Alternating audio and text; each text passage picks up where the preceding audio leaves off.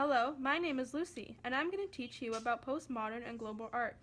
This era of art is based on rejecting tradition and breaking rules. The first thing we're going to cover is postmodern architecture. Postmodern architects thought all buildings were starting to look the same, and they sought to give their buildings character. Michael Graves shows this in the public service building behind me, which is described as formal yet playful. Postmodern architects make visually stunning buildings that fulfill their functions with ease. Now let's discuss painting. Modernism came to an end and artists began to relive expressive personal styles in a movement called neo-expressionism. This painting was created by one of the first neo-expressionists, Susan Rothenberg. She used heavy brushworks in which subject matter almost becomes unrecognizable. German painter Anselm Kiefer uses aggressive paint application while using historical and mythological influences in his paintings.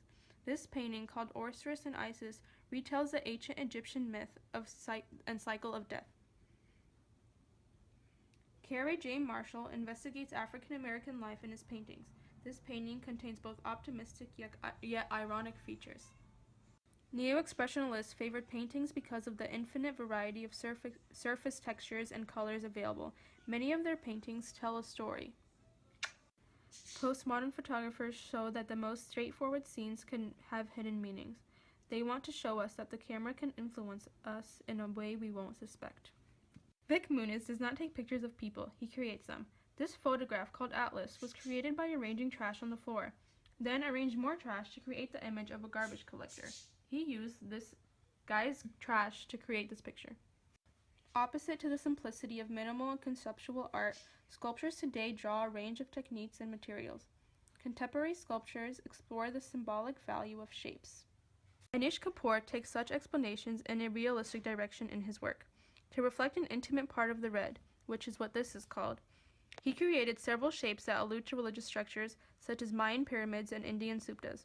The translation of the shapes make us wonder how their symbolic meanings came about. Public art is art that you encounter without meaning to. It exists in a public place, accessible to everyone. The Museum of Modern Art in New York got complaints by neighbors for having an ugly roof, so Ken Smith designed the roof to look camouflage. Using fake grass, the building got more complaints for being completely fake. He didn't care. Some artists seek to put viewers in touch with larger forces or encourage them to enter a state of spiritual contemplation. This is called transcendence. This influenced James Lee Breyer's art.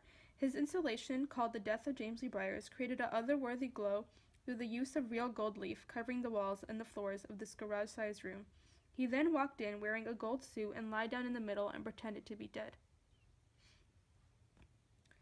This is called Ancient Light by Shirazine Hosiery. It is made of small paint strokes that creates a textured feel. Hosiery said her work is meant to be about feeling present. Many artists of recent generations have linked their art to current social questions. They recognize that what we see influences how we think. Barbara Kuchar's piece raises questions such as, do our products define us? Ironically, the artist screened this photo on a shopping bag. Fred Wilson was asked to prepare a show and realized that the Society's holdings had a little related to Maryland's Native American population. However, he found a large collection of statues of Indians that were placed outside cigar stores. He used them in his gallery, facing the wall and looking at real Native Americans living in Maryland.